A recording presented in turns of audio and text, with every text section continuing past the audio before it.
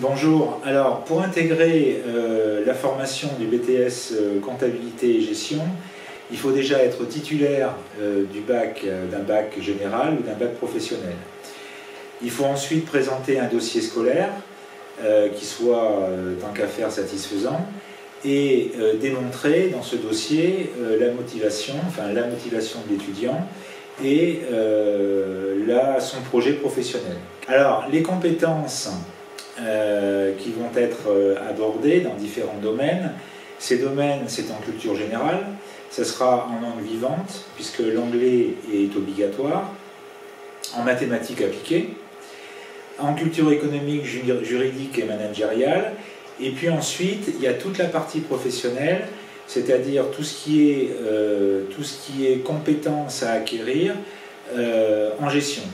Alors on a quoi? On a le traitement comptable des opérations commerciales, on a la production des informations financières, on a la gestion des obligations fiscales et sociales, et on a l'analyse et la prévision d'activité, ainsi que l'analyse de la situation financière d'ailleurs. Le dernier point, c'est l'informatique. L'informatique est un support à toutes les autres matières professionnelles.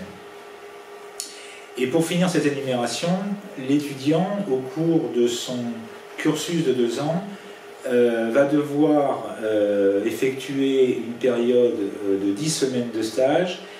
Chez nous, à Suparcade, il va réaliser 6 semaines en première année et 4 en deuxième. Au terme de ces 10 semaines de stage, il devra présenter un rapport de stage d'une dizaine de pages en présentant les activités qu'il aura réalisées durant cette période.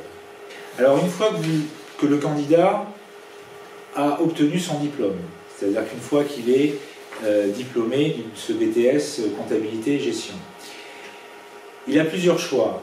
Le premier choix, c'est qu'il peut directement intégrer le marché du travail parce qu'il est théoriquement opérationnel dans les 2-3 mois, le temps de se familiariser dans l'entreprise dans laquelle il travaillera. Il peut également poursuivre ses études vers une licence professionnelle avec une spécialité du type paye par exemple ou révision des comptes et s'arrêter au terme de cette licence pour rentrer sur le marché du travail. Il a également la possibilité de poursuivre ses études dans le même cadre en préparant un DCG et puis ensuite un DSCG qui est la voie royale pour poursuivre sur l'expertise comptable. Mais il a aussi la possibilité d'intégrer l'IAE à la faculté et de poursuivre ses études également au terme d'un Master 2, donc vers l'expertise comptable. Voilà.